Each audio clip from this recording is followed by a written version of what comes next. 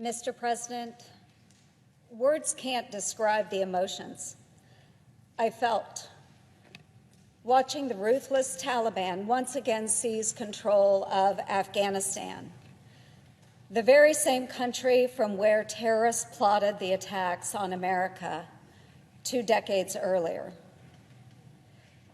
The world watched hopelessly as tens of thousands of people, including American citizens and our Afghan allies, desperately attempted to escape the terror and bleak future certain to return under the rule of the Taliban. Through the chaos and the panic, the brave men and women of the United States Armed Forces, who once freed the nation from the terrorist regime, stood as protectors at the Kabul Airport for those who were desperately seeking a way out. Then, on August 26th, a terrorist attack at the airport claimed the lives of 13 of these brave service members who were assisting with the evacuation, marking one of the deadliest days for U.S. forces during the 20-year conflict.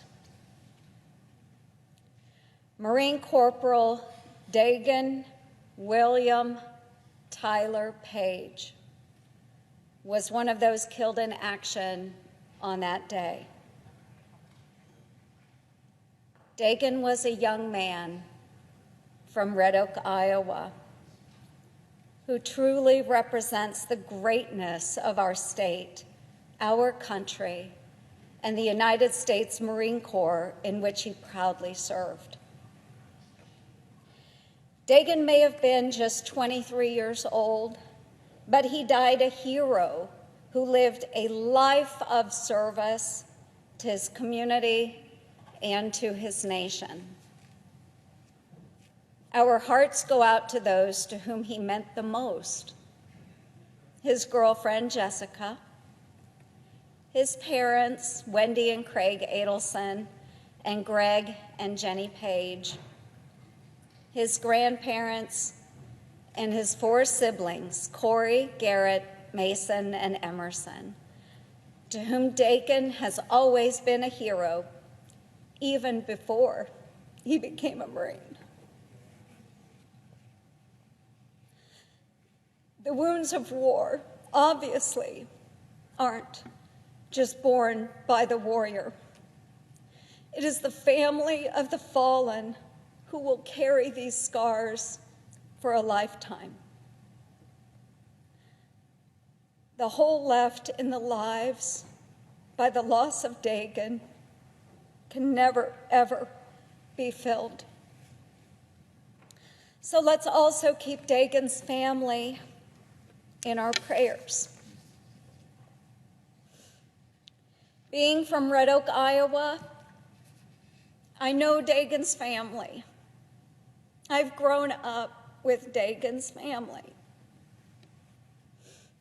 It was my best friend in Red Oak that texted me after that explosion at the Kabul airport.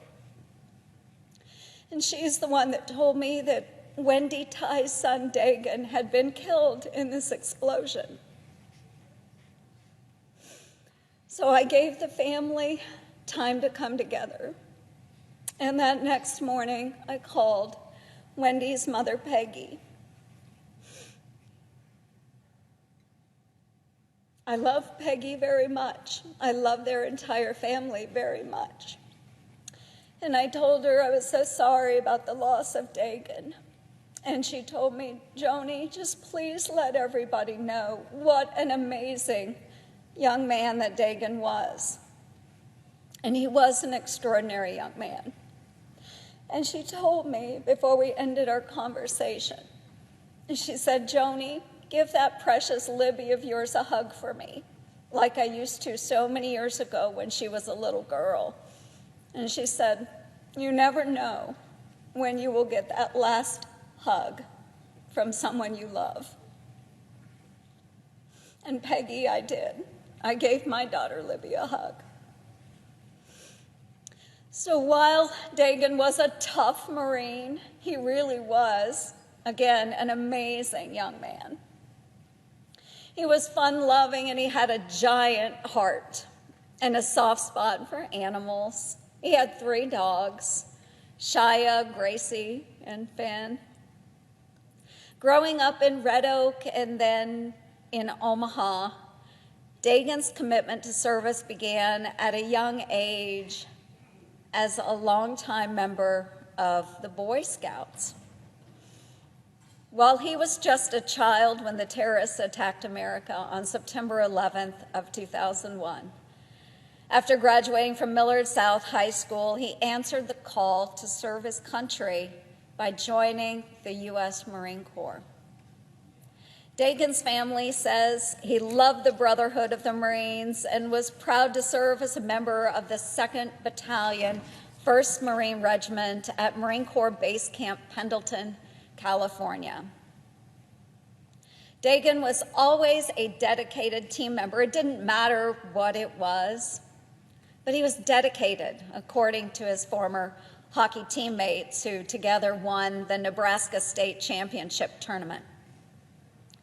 Omaha's hockey community is fittingly paying tribute to Daegan by placing hockey sticks on their porches in his memory. A memorial service to celebrate Daegan's life is being held this Friday at St. Paul Lutheran Church in Omaha. Like his family, teammates, and fellow service members, we mourn the loss of Daegan, but also honor his heroism and his valor. He has been awarded the Purple Heart for making that ultimate sacrifice while in the line of duty.